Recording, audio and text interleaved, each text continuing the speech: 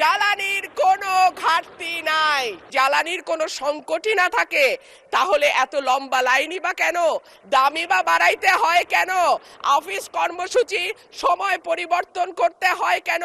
এই প্রশ্নগুলা তো ওঠে মাননীয় স্পিকার। ব্রাহ্মণবাড়িয়া 2 আসন থেকে নির্বাচিত মাননীয় সদস্য রুমিন ফারহানা। ধন্যবাদ। মাননীয় স্পিকার, আপনাকে অসংখ্য ধন্যবাদ। মাননীয় স্পিকার, কাদম্বরী মরিয়া প্রমাণ করিল যে কাদম্বরী মরে নাই। আমাদের তেলের দাম শেষমেশ বৃদ্ধি হইল মাননীয় স্পিকার, কিন্তু তার আগে আমরা দেখলাম কয়েক কিলোমিটার জুড়ে লম্বা লাইন। আমরা দেখলাম মাঝরাত পর্যন্ত ড্রাইভাররা দাঁড়িয়ে আছে, তারা তেল পাচ্ছে না, কিন্তু সরকারের সেই ব্যাপারে কোনো হেলদোল নাই।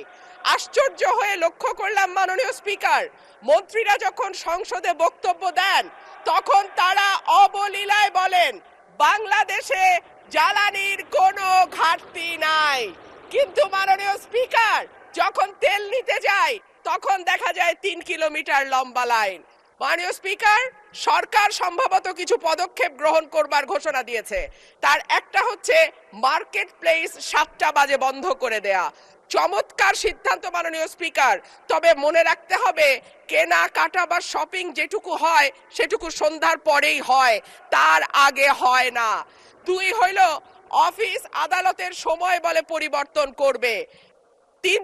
5 দিনের জায়গায় 4 দিন বা 3 দিন তারা কর্মঘণ্টা ঠিক করবে, কিন্তু প্রশ্নটা হচ্ছে যদি জ্বালানির কোনো সংকটই না থাকে তাহলে এত লম্বা লাইনই বা কেন, দামই বা বাড়াইতে হয় কেন, অফিস কর্মসূচি সময় পরিবর্তন করতে হয় কেন?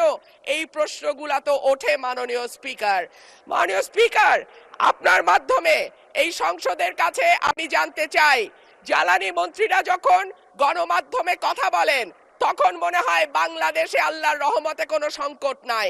ওনারা যদি পরিষ্কার করে বলেন বাংলাদেশে বর্তমানে কত দিনের অকটেন ডিজেলের মজুদ আছে, কতদিন চলতে পারবে, পাম্পগুলো কেন পর্যাপ্ত পরিমাণ তেল পায় না, তেলের মজুদদারি।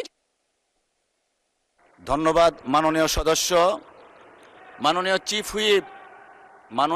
হুইপ প্লিজ আপনারা বসেন দয়া করে। মাননীয় চিফ হুইপের মাইকটা দেন please.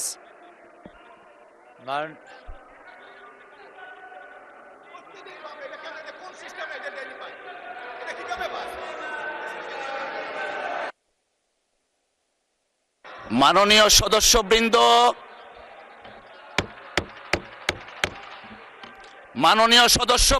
Please let us discipline ourself. মাননীয় চিফ হুইপ আপনি দাঁড়িয়েছিলেন।